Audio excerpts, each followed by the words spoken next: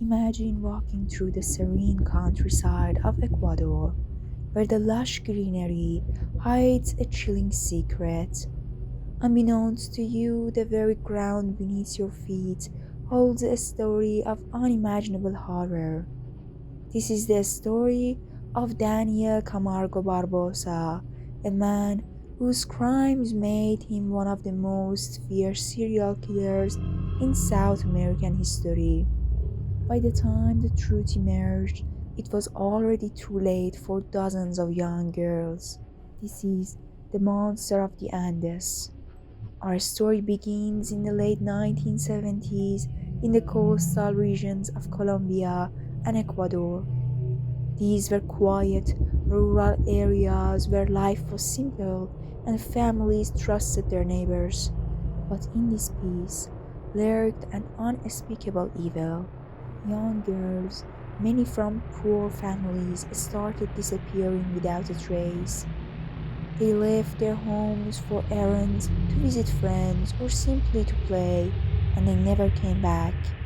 Panic began to ripple through those tight knit communities as parents feared the worst but hoped desperately for their daughter's safe return. Unbeknownst to them, Daniel Camargo Barbosa was already preying on their children. A slight, unassuming man, he didn't look like the monster he truly was. Camargo was cunning, manipulating his victims by offering small gifts or faking kindness. He targeted the most vulnerable, young girls aged 8 to 12, often those who were alone or from families struggling to make ends meet. The first signs of horror came when mutilated bodies began to appear in the dense forests. The gruesome nature of the killing pointed to someone depraved beyond comprehension. The victims bore the marks of brutal violence and a chillingly methodical pattern. The terror was unimaginable. The air itself seemed to carry the weight of unspeakable crimes. Daniel Camargo Barbosa was no stranger to the law. Years earlier, he had been arrested in Colombia for a string of brutal assaults, and it was during this time that the true depth of his depravity began to surface.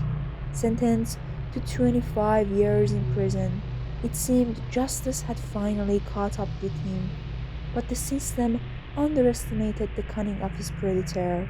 In 1984, after serving just a fraction of his sentence, Camargo escaped.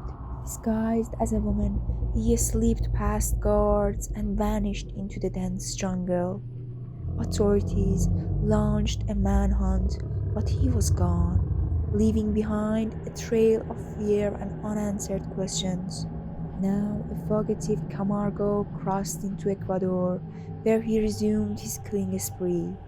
The methods were eerily similar, luring victims into isolated areas, attacking them, and leaving their bodies in the wilderness.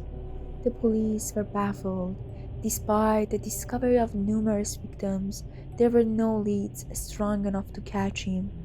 In the meantime, the fear in Ecuador grew to a fever pitch. Schools issued warnings, curfew were imposed, and parents kept their children under constant watch. But Camargo seemed unstoppable. He moved like a ghost, his unassuming appearance allowing him to blend in seamlessly with everyday life. The turning point came in 1986 when Camargo made a critical mistake. One of his would-be victims managed to escape his clutches and alert the authorities. Her description of the man, a slender, calm talking stranger who had offered her a small trinket before attacking, was the break investigators needed.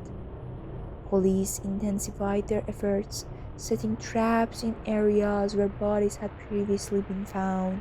In a stroke of luck or fate, Camargo was apprehended in Quito, Ecuador. When he was arrested, investigators found a small bag containing personal effects of his victims, chilling proof of his guilt. What came next shocked even the most seasoned detectives. During his confession, Camargo admitted to killing over 70 girls across Colombia and Ecuador. He spoke with chilling detachment, as if recounting mundane details rather than heinous acts. His motives? A twisted form of revenge against women, rooted in his own warped psychology. Camargo was convicted of the murders and sentenced to 16 years in prison, the maximum sentence allowed in Ecuador at the time.